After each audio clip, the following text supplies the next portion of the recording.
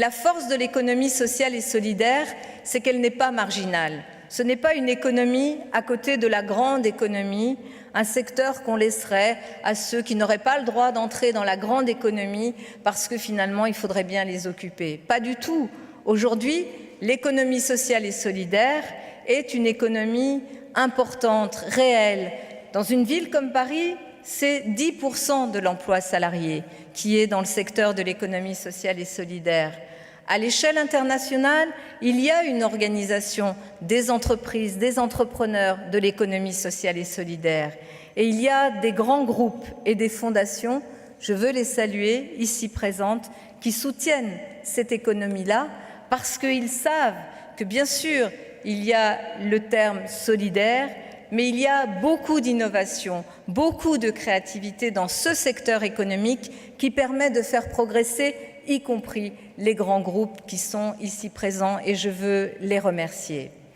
Mais nous avons choisi un thème très particulier qui est celui du sport. Ça ne vous aura pas échappé que Paris est candidate pour les Jeux Olympiques de 2024.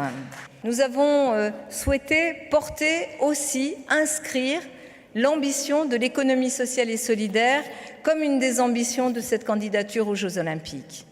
D'abord, nous l'avons souhaité, cette candidature, elle est totalement alignée sur l'accord de Paris sur le climat que nous avons eu l'honneur de voir signé dans notre ville, ici à Paris, en décembre 2015. Mais qui dit accord sur le climat dit un pont très rapide avec l'économie sociale et solidaire, parce qu'il y a dans les solutions de l'économie sociale et solidaire beaucoup des solutions qui permettront de réaliser l'accord de Paris sur le climat. Je pense par exemple aux questions relatives à l'énergie et au déplacement ou à l'économie circulaire qui sont extrêmement présentes. Et donc, nous avons décidé non seulement d'être alignés sur l'accord de Paris sur le climat, mais en même temps de faire en sorte que cette candidature permette de faire encore de ce secteur, de cette économie sociale et solidaire, un secteur plus visible, plus fort, plus innovant.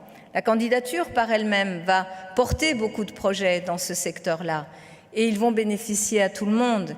Et puis il va y avoir plein de projets qui vont naître à partir du moment où nous aurons aussi l'organisation, le privilège d'organiser le jeu, ça nous le saurons, les Jeux, nous le saurons en septembre prochain, mais organiser les Jeux olympiques et paralympiques à Paris, ça sera aussi un accélérateur extraordinaire pour tout ce secteur.